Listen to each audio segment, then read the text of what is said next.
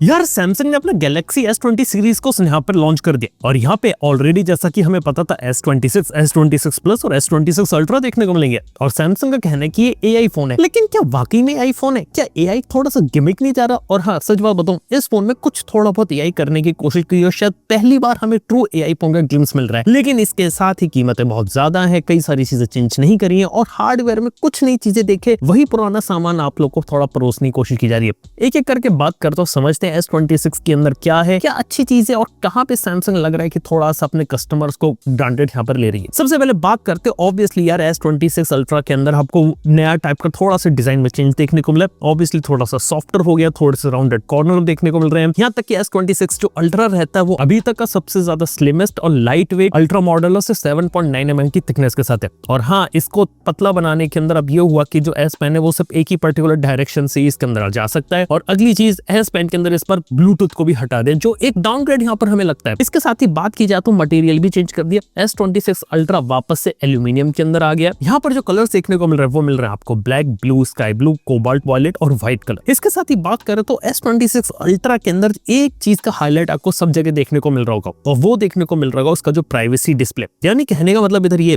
कि यहाँ पे इन्होंने एक स्पेशल टाइप का 10-bit OLED डिस्प्ले लगाया, लेकिन उसके अंदर थोड़ा सा फ्लैक्स मैजिक पिक्सल डिस्प्ले उसे बोला है। यानी कि उसके अंदर वो सॉफ्टवेयर का यूज करके इस तरीके से करेंगे कि अगर आप उस डिस्प्ले को सामने से देख रहे हो तो आपको सब कुछ क्लियर देखने को मिलेगा, लेकिन जैसे अगर आप उसे टिल्ट करोगे तो उसके अंदर जो प्राइवेसी वाला फीचर है उसके कारण आपको साइड से अगर कोई आपके डिस्प्ले को पिक कर रहा है तो नहीं देख पाएगा। इसका नुकसान इधर ही हुआ कि ओवरऑल जो डिस्प्ले की ब्राइटनेस है थोड़ी सी कम हो गई है। और अगर आप इस चीज को समझना चाहे तो समझ सकते हैं कि 50 रुपए के मार्केट के अंदर स्क्रीन प्रोटेक्टर मिलते हैं प्राइवेसी वाले, जिसके अंदर सामने से सब कुछ दिखता है, लेकिन साइड से अगर आप देखेंगे तो सारी की सारी चीजें बिल्कुल फेड आउट और ग्रे आपको देखने को मिलती है। यानी कि पर्टिकुलर एंगल से ही वो फोन के अंदर आप उसे विजिबल कर सकते हैं। प्लस इस चीज को ये लोग अपने डिस्प्ले और अपने सॉफ्टवेयर के अंदर इंटीग्रेट किया है और ये बोला गया कि आप इस फीचर को हमेशा ऑन रखना चाहे तो आप ऑन रख सकते हैं, और अगर हमेशा ऑन रखना है कई फीचर और किसी भी फोन में अगर डालना है तो 50 रुपए का स्क्रीन प्रोटेक्टर तो मार्केट में है। लेकिन बात ये कि अच्छी बात इन्होंने करी कि जो प्राइवेसी फीचर रहेगा ये सब सिलेक्टेड एप्स के साथ आप इसे इनेबल कर सकते हैं। कहने का मतलब ये कि यहाँ पे आप इनेबल कर सकते हैं बैंकिंग ऐप के साथ, या फिर ऐसी जगह जहां पर आपको सिर्फ पासवर्ड डालने की जरूरत है। अगर सिर्फ पासवर्ड ही अगर आपको डालना है ना, तो उस केस के अंदर एक काफी अच्छा सॉल्यूशन हो सकता है कि वहां पे आपकी प्राइवेसी थोड़ी सी यहाँ पे सेफ रहेगी। और हाँ, ये 45 डिग्री टू 50 डिग्री के एंगल से अगर आप जाएंगे उधर तो यहाँ पे ये चीज अच्छे तरीके से काम करती है और डिस्प्ले बिल्कुल ही यहाँ पे आपको ग्रेस देखने को मिलता है। तो ये एक नया फीचर उन्होंने डाला। और अभी की रिपोर्ट से मुझे ये भी पता चल गया है कई सारी कंपनी जैसे Xiaomi, Vivo, Oppo, ये सब कंपनीज आने वाले कुछ समय बाद अपने सभी फोन्स के अंदर इस तरीके के फीचर्स को लाने वाली है। तो ये एक बात रहेगी। हालांकि नुकसान इस फीचर के साथ है कि डिस्प्ले की ओवरऑल जो ब्राइटनेस रहती है, व्यू एंगल्स रहते हो, कहीं ना कहीं नॉर्मली थोड़े से सफर करे। और हाँ, जो डिस्प्ले रहता है S26 अल्ट्रा का उतना वाइब्रेंट अब यहाँ पे लगता नहीं है। इसके साथ ही बात करते फोन के अंदर क्या कैमरा अपडेट किया है। देखो, हार्डवेयर के बारे में थोड़ी देर से बाद में बात कर लूंगा क्योंकि हार्डवेयर में कोई ज्यादा मेजर चेंज नहीं है। हालांकि बस 2-4 चेंजेस है। थोड़ा सा वाइडर अपर्चर मिल रहा है, टेलीफोटो लेंस के अंदर आपको थोड़ा सा ज्यादा लाइट कैप्चर कर लेगा। इसके साथ ही सॉफ्टवेयर को थोड़ा सा एनहांस किया गया, तो यहाँ पे नाइट फोटोग्राफी का जो वीडियो रहता है वो थोड़ा सा बेटर किया गया। हॉरिजॉन्टल लॉक का फीचर है तो आप स्टेबलाइज कब करके वीडियो बना सकते हो, और एडवांस प्रोफेशनल वीडियो को सपोर्ट करता है APV स्टैंडर्ड्स को, जिसका मतलब एक हाई क्वालिटी वीडियो बना सकते हो with high compressed video files के अंदर। तो वो एक अच्छी चीज है। और हाँ, इसके साथ ही जो AI इमेज सिग्नल प्रोसेसर उन्होंने बिल्ड किया उसके अंदर आपको बेटर AI की इमेज प्रोसेसिंग देखने को मिलती है। और हाँ, इसके साथ ही मेरे को पता है कई सारे लोगों का सवाल है कि यहाँ पे Exynos आ रहा है कि स्नैपड्रैगन आ रहा है, तो आपको बता सकता हूँ ग्लोबली S26 अल्ट्रा में Snapdragon 8 Elite Gen 5 mobile platform for Galaxy है। काफी बड़ा नाम हो जाता है, लेकिन हाँ, सब जगह S26 अल्ट्रा में तो स्नैपड्रैगन है, लेकिन S26, S26 प्लस जो इंडिया में मिल रहा है तो उसके अंदर Exynos है। और इवन ग्लोबली भी अगर हम बात करें, ज्यादातर जगह लोग Exynos ले गए। US हो गया, चाइना हो गया, जापान हो गया, 3 ऐसी कंट्रीज है जहाँ पे स्नैपड्रैगन 8 Elite Gen 5 आपको देखने को मिलेगा रेगुलर S26 और S26 प्लस में। इंडिया में S26, S26 प्लस इन दोनों ही फोन के अंदर आपको देखने को मिलेगा Exynos 2600। अच्छी बात है, Exynos 2600 2nm का एक नया चिप है, लेकिन बात यह कि ये कितना अच्छा परफॉर्म करेगा स्नैपड्रैगन के काउंटर पार्ट से, ये देखने वाली बात होगी। और हाँ, अब बात करते हैं कि सैमसंग ने इसको AI फोन के रूप में बेच रही है, और क्या ये वाकई में AI फोन है कि नहीं है, ये बात लगाएंगे। देखो, सबसे पहले बात करेंगे S26 सीरीज रन होती है सैमसंग के One UI 8.5 के साथ, और यहाँ पे आपको 7 जनरेशन के OS अपडेट और 7 साल के सिक्योरिटी अपडेट मिलते हैं और नॉक्स मैट्रिक्स देखने को मिलती है, यानी कि थोड़ी सी बेटर प्राइवेसी। लेकिन बात की जाए तो उसके अंदर कुछ यहाँ पे चेंजेस कर गए। यहाँ पे बात करें तो सबसे पहले आपको एक एजेंटिक AI देखने को मिलता है। एजेंटिक AI का मतलब ऐसा समझ सकते हैं कि जैसे आप बात करेंगे वैसे फोन यहाँ पे रिस्पॉन्ड करता था, यानी कि अगर आप उसे बोलेंगे कि वेदर ऐप ओपन करो तो वेदर ऐप यहाँ पे ओपन करेगा। लेकिन यहाँ पे ओवरऑल इस तरीके से बनाए कि फोन है ना एक्ट करेगा जिसके पास थोड़ा सा दिमाग हो, काफी सारी सारी एप्स के साथ यहाँ पे काम करेगा। यानी कि अगर फोन अगर आपका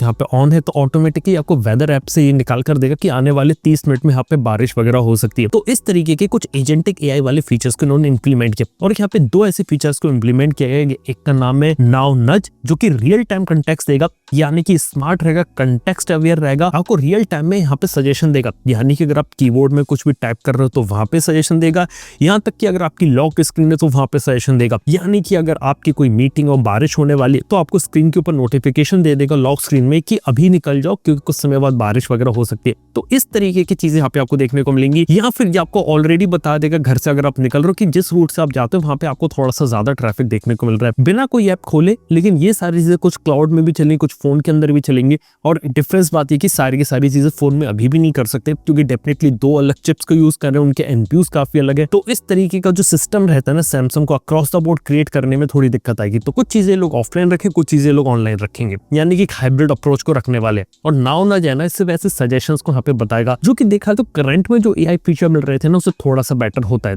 इसके बाद बात की जाए तो यहाँ पे नाउ ब्रीफ का एक अच्छा फीचर देखने को मिलता है, जिसका मतलब ये कि यहाँ पे आप अपनी मॉर्निंग या इवनिंग में अगर आप 10 डिफरेंट एप्स खोलते थे तो उन एप्स के अंदर सारा का सारा जो एग्रीगेट करके जो डेटा होता है ना वो आपको एक ही जगह देखने को मिलेगा। यानी कि अगर आप वेदर ऐप खोलते थे, न्यूज ऐप खोलते थे, या फिर बाकी सारे जो भी हेल्थ वगैरह की एप्स अगर वो आप खोलते थे, रिमाइंडर वगैरह होते थे ना, तो सारी की सारी चीज आपको एक जगह मिल जाएंगी। तो वो एक इंटरेस्टिंग फीचर है। 10 ऐप यहाँ पे खोलने की जरूरत नहीं है।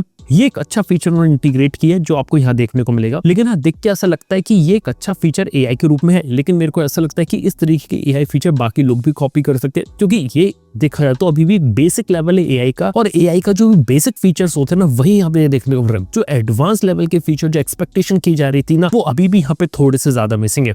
और हाँ, इसी के साथ ही बात करें तो कुछ चीजों के बारे में बता देता हूँ कि यहाँ पे ना आपको बिक्सबी थोड़ा सा कन्वर्सेशनल देखने को मिलेगा, जिसके अंदर गूगल जेमिनी का भी इंटीग्रेशन किया गया, प्लस परप्लेक्सिटी एआई का भी इंटीग्रेशन है। यानी कि अगर आपको सर्च वगैरह करेंगे तो परप्लेक्सिटी का यूज करके आपको ज्यादा इन्फॉर्मेशन यहाँ देखने को मिलेगी। हालांकि इस तरीके की चीज अगर आपको परप्लेक्सिटी का ऐप डाउनलोड करके करनी तो तब भी आप कर सकते हैं। और बिक्सबी के अंदर गूगल जेमिनी से भी अपग्रेड किया गया, तो फोन के अंदर आप नेचुरल लैंग्वेज में बात कर सकते हैं। कहने का मतलब कि फोन की ब्राइटनेस मेरे को ज्यादा लग रही है, फोन की ब्राइटनेस थोड़ी कम करो। इस तरीके के बेसिक फीचर नॉर्मली जब आप बात करेंगे ना तो यहाँ पे काम कर सकते हैं। इसके अलावा बात की जाए तो नोटिफिकेशन की प्रायोरिटीज करना, नोटिफिकेशन को समराइज करना, इस तरीके के छोटे फीचर्स को लेकर आ गया। और हाँ, ऑटोमेटिक स्क्रीनशॉट को ऑर्गेनाइज करना कि सीन वगैरह के हिसाब से ऑटोमेटिकली उनको सॉर्ट कर दे, ये एक अच्छा फीचर है। और हाँ, वीडियो रिकॉर्डिंग करते समय ऑडियो जो रहता है उसको तो ऑलरेडी एआई के थ्रू क्लीन अप किया जा सके मोबाइल फोन के अंदर, यानी कि बैकग्राउंड नॉइस को कम किया जा सके वीडियो बनाते समय। तो इस तरीके के फीचर्स को डाला गया। हालांकि एआई के अभी भी जो फीचर्स है काफी थोड़े से बेसिक लेवल के, तो बिल्कुल ही एडवांस लेवल के नहीं लग रहे। लेकिन हाँ, जो एजेंटिक एआई इन्होंने बोली है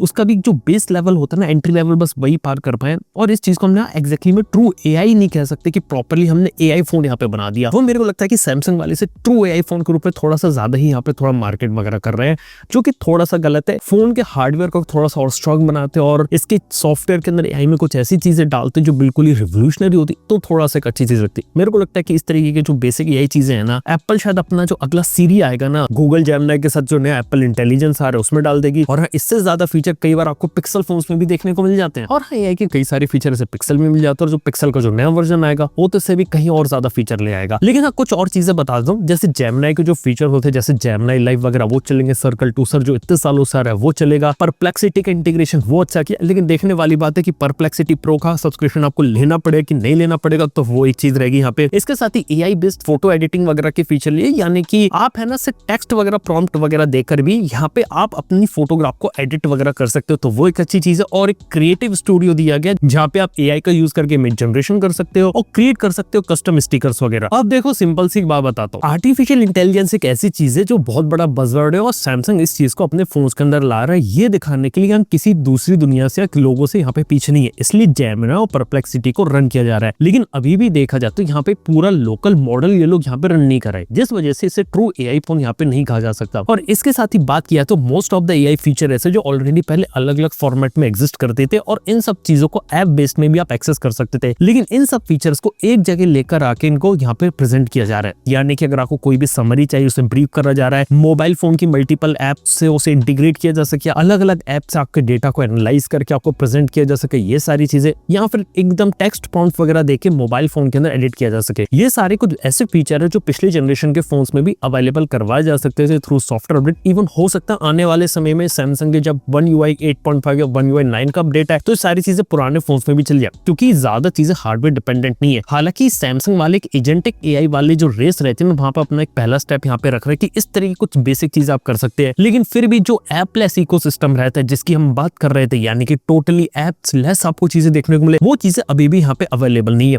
और एक बात बता रहा हूँ कि सैमसंग जहाँ पे पहले पायनियर माना जाता था कि मोबाइल फोन में सबसे पहले गैलेक्सी AI ले आया, अब वो इतना ज्यादा नहीं है। अभी थोड़े दिन बाद गूगल अपना जेमिनी को और ज्यादा बेटर कर देगा पिक्सल फोन में और ऐसे फीचर ले आएगा जो काफी ज्यादा नेक्स्ट लेवल लगेंगे। और कब गूगल जेमिनी छोड़िए, आने वाले एक साल के अंदर अंदर सीरी भी काफी ज्यादा एडवांस होने वाला है एप्पल का भी, क्योंकि एप्पल इंटेलिजेंस में भी जेमिनी आ रहा है, तो वो एक चीज है। और एक बात बताऊं, AI फोन यहाँ पे कहने में थोड़ा सा मेरे को गलत इसलिए भी लगता है कि AI फोन वो होता है जो एक पूरा मॉडल यहाँ पे रन सके। अब कोई लोकली मॉडल रन करना है वो एक अच्छी चीज है, लेकिन कहूंगा कि छोटा सा मॉडल यहाँ पे रन कर सके बिना इंटरनेट के कई सारी चीज आपके मोबाइल फोन में कर सके, तो वो एक बेटर चीज है, जहां से अभी हम थोड़ा सा दूर है। सैमसंग वालों की जो अप्रोच है थोड़ी सी हाइब्रिड अप्रोच है, कुछ चीजें मोबाइल में करते हैं, कुछ चीजें सर्वर साइड में करते हैं, और शायद फ्यूचर के अंदर ये लोग गैलेक्सी AI या फिर जो पूरे AI फीचर्स होते हैं इसको एज अ सब्सक्रिप्शन मॉडल में भी यहाँ पे दे सकते हैं। तो यार वो एक छोटी सी चीजें से ध्यान में रखना जरूरी है। इसके साथ ही बात करो तो फोन के हार्डवेयर वाइज में सैमसंग ने कुछ ऐसा खास काम नहीं किया, क्योंकि हार्डवेयर वाली रेस से सैमसंग थोड़ा बाहर हो चुका है, इसलिए वो AI या प्राइवेसी डिस्प्ले इन चीजों पे बात करा। लेकिन बात करें तो सैमसंग के जो लास्ट ईयर सबसे ज्यादा मॉडल बिके थे S25 सीरीज में, वो था S25 और S25 अल्ट्रा।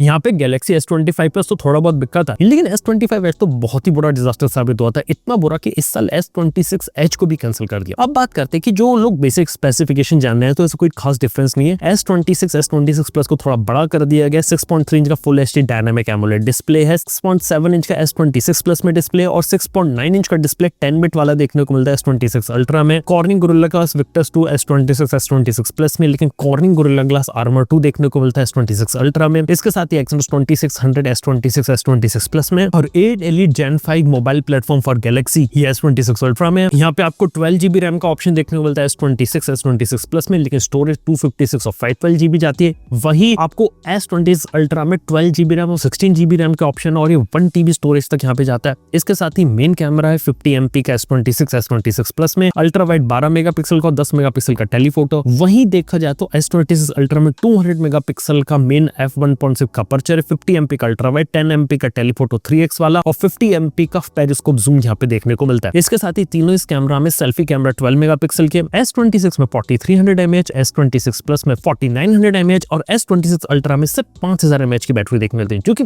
आज के हिसाब से थोड़ी सी मेरे को यहाँ पे कम लगती है। जहाँ पे बाकी लोग सिलिकॉन कार्बन के ऊपर जा रहे हैं, तो यहाँ पे सैमसंग वाले थोड़ा सा पीछे हो रहे हैं, स्पेशली बैटरी में। हालांकि बात की जाए तो S26 अल्ट्रा 60 वॉट की चार्जिंग को सपोर्ट करता है। ओवरऑल बात कर तो S26 की without any offer and discount India में प्राइस शुरू होती है 86,999 से, थोड़ी सी हायर साइड लगती है, और S26 प्लस स्टार्ट होता है 1,19,999 लगभग 1,20,000 से, और S26 अल्ट्रा की प्राइसिंग स्टार्ट होती है बेस मॉडल की 256GB 1,39,999 और S26 अल्ट्रा का 1TB वर्जन 1,89,999 जाता है। ओवरऑल कहीं ना कहीं एप्पल से कम्पीट करना और एप्पल की बराबरी यहाँ पर की जा रही प्राइसिंग के अंदर। और सीधी बात है कि सैमसंग का इस बार मेन एम ये कि एप्पल जैसी प्राइसिंग को मैच करके हम ज्यादा से ज्यादा पैसा बना ले, क्योंकि एप्पल के बारे में बात है कि एप्पल सबसे ज्यादा प्रॉफिट बनाता है और सैमसंग को भी पता है कि मार्केट में आज के समय में काफी ज्यादा सप्लाई क्रश हो रखा है ओवरऑल रैम और SSDs का। और सबसे बड़ी बात है कि सैमसंग खुद अपने लिए रैम और SSDs ही यहाँ पे बनाता है, तो सबसे बड़ी बात है कि खुद को वो इतने अच्छे तरीके से सप्लाई नहीं कर पा रहे। लेकिन फिर भी मैं कहूंगा कि प्राइसिंग आज के समय में थोड़ी सी अपॉन हायर साइड पर, और लग रहा है कि कहीं ना कहीं हार्डवेयर उस लेवल का नहीं, क्योंकि टेक्निकली आप जो है ना आप एक हायर प्राइसिंग भी दे रहे हो और हार्डवेयर जो थोड़ा सा पुराना दे रहे हो, और जो फीचर्स आपने प्रोमिस करे वो ऐसे फीचर्स रहते हैं जो आमतौर पर आप अपने पुराने फोन में भी थ्रू एन अपडेट दे सकते हो, और कोई ऐसे ग्राउंड ब्रेकिंग अभी भी फीचर नहीं है। बहुत ही बेसिक लेवल के AI फीचर है जिनको आने वाले समय में मेरे को लग रहा है एप्पल भी अपने आईफोन में ले आएगा तो शायद आपकी बराबरी हो जाए। इवन मैं कहूंगा कि जेमिनी गूगल पिक्सल में भी ला सकता है, और हाँ बाकी जितने भी स्मार्टफोन ब्रांड्स है वो इन सब फीचर्स को भी अपने अंदर कहीं ना कहीं लाने की कोशिश करें, क्योंकि ऐसा नहीं है कि जेमिनी या परप्लेक्सिटी को यही लोग इंटीग्रेट कर सकते हैं। इन लोगों ने कोई अपना मॉडल बना के उसके अंदर रन नहीं कर रहा है। अगर अपना मॉडल बना के कुछ प्रोप्राइटरी टेक्नोलॉजी डालकर रन कर रहा है जिसका एक्सेस किसी के पास नहीं, तो शायद कई सारी चीजें इसमें इक्वेशन में बदल सकती थी। लेकिन आज के समय वो नहीं है। और हाँ, एक बात बता सकता हूँ, जो AI पावर ऑपरेटिंग सिस्टम की बात कर रहे हैं ना, उसका एक बहुत ही पहला छोटा माइनर स्टेप यहाँ पर लिया गया, लेकिन अभी भी जनरेशन काफी ज्यादा बाकी है। और मैं आपको बता रहा हूँ, आज जो फोन्स लॉन्च हो रहे हैं जिनको AI फोन बोला जा रहा है, 2-3 साल बाद जो फोन लॉन्च होंगे ना, तो आप बोलोगे ये किस तरीके के फोन हुआ करते थे। 2-3 साल में कहानी बिल्कुल बदलने वाली है दोस्तों। कहने का मतलब ये कि अगर आप पुराना मॉडल यूज कर रहे हो, सैमसंग का, आईफोन का, कोई भी अच्छा फ्लैगशिप फोन यूज कर रहे हो, आने वाले 2-3 साल तक मस्त चलाओ, कोई दिक्कत नहीं आने वाली। और 2-3 साल के बाद जब सिचुएशन काफी ज्यादा बदल जाएगी, रैम और स्टोरेज की जो सप्लाई रहती है काफी स्टेबल हो जाएगी, प्लस नए AI हार्डवेयर, नए AI गैजेट्स और नए AI OS की जब मार्केट में एंट्री होगी, तब आज के जमाने के जो फ्लैगशिप फोन है ना, काफी ज्यादा पुराने यहाँ पे लगेंगे। ये मेरी बात है। उम्मीद करता हूँ कि शायद बात आपको समझ में आई होगी या फिर आपको एक अच्छा पर्सपेक्टिव मिला होगा। हालांकि अभी भी कई सारे लोग रहते हैं इनको मेरी बात अभी समझ में नहीं आती, बात मैं अच्छे से जानता हूँ, क्योंकि मैं बहुत ज्यादा दूर के एक प्रेडिक्शन में या बहुत ज्यादा दूर की बात कर रहा हूँ। यहाँ पे 1-2 साल बाद सारी चीज आपको क्लियर होने लगेगी। बस बने रहिए हमारे साथ, हम तब भी आने वाले समय में बात करेंगे, अभी बात करेंगे। बाकी आप लोगों को गैलेक्सी S26 अल्ट्रा यहाँ पे कैसे लगा, बात नीचे कमेंट में बता सकते हैं। थैंक यू बने रहने की। मैं आप चलता हूँ अपने नेक्स्ट वीडियो के अंदर। Good bye.